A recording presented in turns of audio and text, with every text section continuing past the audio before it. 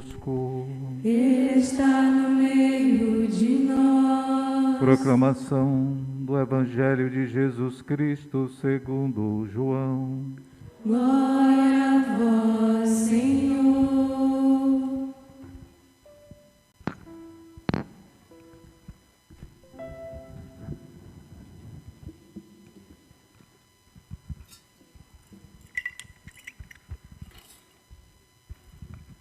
Naquele tempo, Jesus disse a Nicodemos: ninguém subiu ao céu, a não ser aquele que desceu do céu, o Filho do Homem.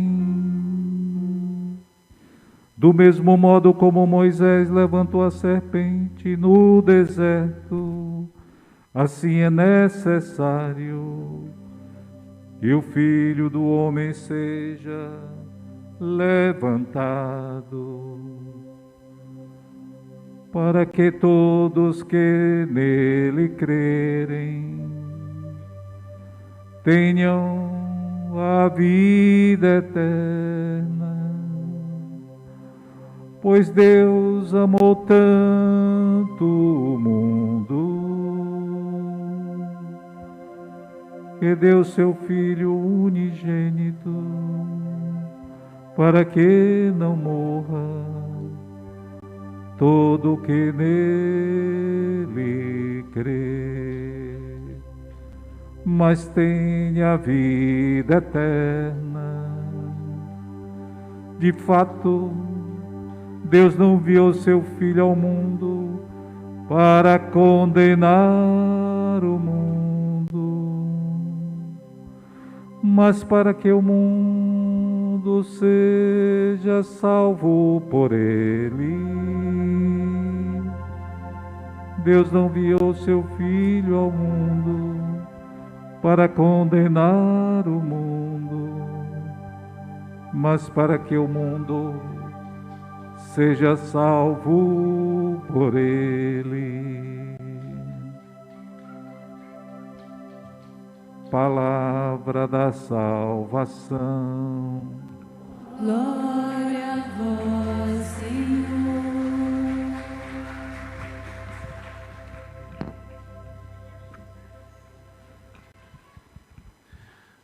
A nossa celebração de hoje remonta àquele início da igreja, quando nos primeiros séculos começou uma grande campanha entre os cristãos, entre os católicos, para revisitar os lugares por onde Jesus viveu, por onde Jesus passou.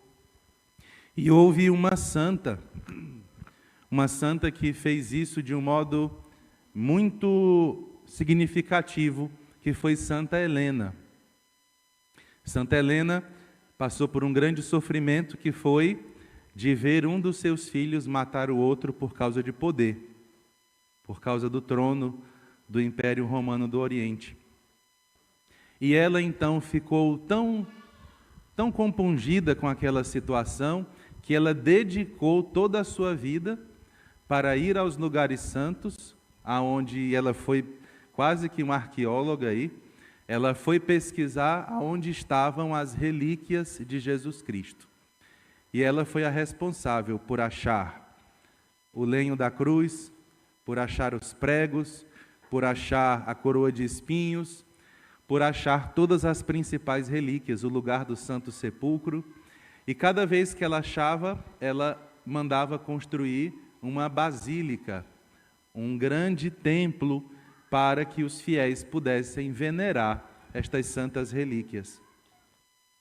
Hoje também, no dia 14, alguns séculos depois, nós estamos celebrando o dia em que a nossa paróquia está fazendo pela primeira vez a troca da sua cruz principal. E eu sei que muitas pessoas podem pensar que na igreja as imagens, os objetos sagrados são supérfluos. E eu até não estranho, porque muita gente foi ensinada a pensar assim. Muita gente foi imbuída de um espírito protestante, de achar que fé é só você e Deus. Mas Deus permitiu e quis lugares santos. E o que torna a igreja, que é uma construção feita com materiais comuns às outras construções, mas o que torna a igreja um lugar santo? Primeiro, a finalidade, a teleologia. Para que fizemos este prédio? Para o culto a Deus. Então, só isso já torna aqui um lugar diferente. E segundo, o que torna também a igreja um lugar diferente é porque nela há objetos que foram consagrados. E lembrem que algo consagrado é algo que foi tornado santo, é algo que foi separado, é algo que foi destinado para algo que é divino. E na igreja nós temos alguns objetos e algumas mobílias que são consagradas. A primeira e mais importante delas qual é? O altar. Quando você entra na igreja e você faz a vênia, que aí é comum aos advogados, né? A vênia, a licença, você está fazendo para o altar. Geralmente também é comum que nas igrejas tenha um sacrário. Aí quando tem sacrário não é mais vênia que você faz, já é genuflexão, porque você não está diante de um objeto santo, no sacrário você está diante do próprio Deus. Mas na nossa igreja, a nossa arquitetura tem um altar como centro, e isso é bem nítido, toda a igreja se orienta para onde? Para o altar, que está voltado para onde nasce o sol, que era o costume da igreja antiga, assim como os judeus faziam as sinagogas voltadas para o leste, também os primeiros cristãos fizeram seus templos voltados para o leste. E o significado é bonito. O que acontece no leste? Todos os dias, o nascer do sol. E o que acontece no oeste? Então você tem aqui o nascimento, a morte e a ressurreição. É o ciclo que nós celebramos ao estar voltados para o leste. Segundo objeto que torna esta igreja santa é a cruz. E nós tínhamos uma cruz que durante muitos anos serviu para o culto, não era uma cruz ruim, mas quando nós começamos a adequar algumas coisas, a cruz foi perdendo a sua importância do ponto de vista plástico. E aqui eu vou dizer por que trocamos a cruz e por que é esta cruz. Geralmente, todos os crucifixos, vocês têm Jesus Cristo com os braços elevados e o pescoço ainda erguido. Por quê? Porque é o momento em que Jesus está morrendo. Porém, aqui nós temos um simbolismo de que a nossa padroeira também faz esse movimento. Então, qualquer imagem que você colocar ao lado de Nossa Senhora da Glória, com os braços erguidos, vai fazer um efeito de distorção. Nós sempre vamos olhar para um e comparar com o outro, porque eles estariam na mesma posição. Então eu fiz essa encomenda. Interessante que eu nem pensava em vir para a paróquia, pensei, eu vou encomendar uma cruz. E encomendei esta cruz há muito tempo atrás, e só ficou pronta agora. E quando fomos desenhar a cruz, o pedido foi, o Cristo tinha que ser o Cristo morto. Não o Cristo ainda com vida, mas o Cristo morto. E quando uma pessoa morre, não se sustenta mais nos seus tendões. E no efeito arquitetônico, no efeito de desenho, é um Cristo que não vai fazer conflito com a posição que está Nossa Senhora da Glória, porque ele está, a gente chama ele de Cristo caído, ou Cristo pendido, ele está com a posição olhando para a terra. Interessante que esses são os dois movimentos da igreja, um movimento ascendente para o céu e um movimento para a terra. Então essa foi a primeira inspiração. E a segunda inspiração é a seguinte, está na palavra de Deus que nós lemos hoje. Olhar para a cruz não é só algo de piedade, ou algo de romântico, ou algo de barroco. Olhar para a cruz é você fazer aquilo que está na primeira leitura. O povo começou a ser mordido por um animal. Que animal era? Serpentes. No paraíso, qual era o animal que tentava Eva? Será que é por acaso?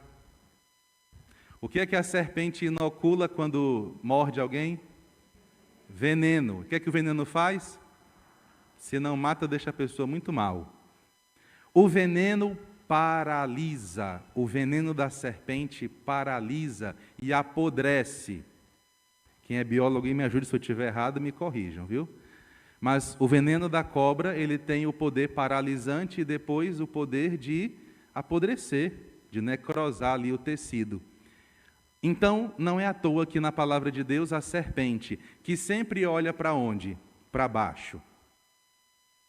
A serpente é um animal que não ergue a cabeça. Então, a serpente que inoculava o veneno naquele povo era responsável por fazer o povo lento no seu caminhar para Deus. Esse é o efeito do veneno da serpente. E no deserto, o povo se voltou contra Deus. E como eles se voltaram, eles ficaram contra Deus, eles começaram a ser mordidos pela serpente. E quase todos foram mordidos e muitos morreram. Nessa hora, o que eles fizeram? Perdão, Senhor, tenha misericórdia de nós. E eles pediram a Moisés, e Moisés foi interceder. O que é que Deus mandou fazer? Deus mandou fazer uma serpente de bronze, ou seja, tem algo de pedagógico aí. Eu não vou só mandar a cura, todo mundo vai ficar bom. Não, eu vou ensinar, Deus pensando, eu vou ensinar através deste acontecimento. Façam a serpente de bronze e coloque-a sobre uma cruz, sobre uma haste. Coloque-a elevada. E aqui está a primeira parte da cura. Quem for mordido precisa fazer o quê? Olhar para a serpente de bronze. E para olhar para ela, a pessoa precisava fazer o quê? Se a serpente estava no alto, a pessoa precisava erguer a cabeça. Qual é a primeira coisa que você faz quando você quer sair do pecado? Levantar a cabeça. Olhar além.